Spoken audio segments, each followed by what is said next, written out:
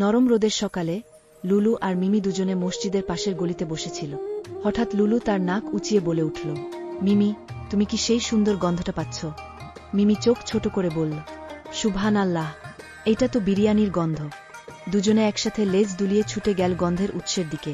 গলি পেরিয়ে দেখে মসজিদের উঠোনে চাচা করিম আর কিছু স্বেচ্ছাসেবক গরিবদের জন্য খাবার রান্না করছে। জুমার দিন বলে বিরিয়ানি রান্না হচ্ছে। হঠাৎ লুলু দেখে এক খিনকায় ছেলে মসজিদের সিঁড়িতে চুপচাপ বসে পেট চেপে ধরে আছে। মিমি ফিসফিসিয়ে বলে, ও বাচ্চাটা হয়তো অনেক ক্ষুধার্ত।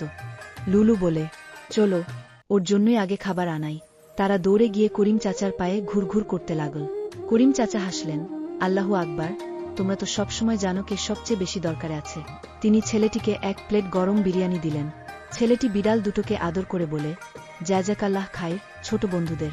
সে একটু খাবার লুলু আর মিমিকে ভাগ করে দিল। মিমি বলে, আলহামদুলিল্লাহ, এটা যে বিরিয়ানির চেয়েও বেশি মজার। সন্ধ্যা নামলে তারা দুজনে মসজিদের পাশে বসে সূর্যাস্ত দেখল। লুলু শান্ত স্বরে বলল, বরকত শুধু খাবারে না, বরকত আসে যখন কাউকে সাহায্য করা যায়। মিমি বলল, আর ভাগাভাগিতেও।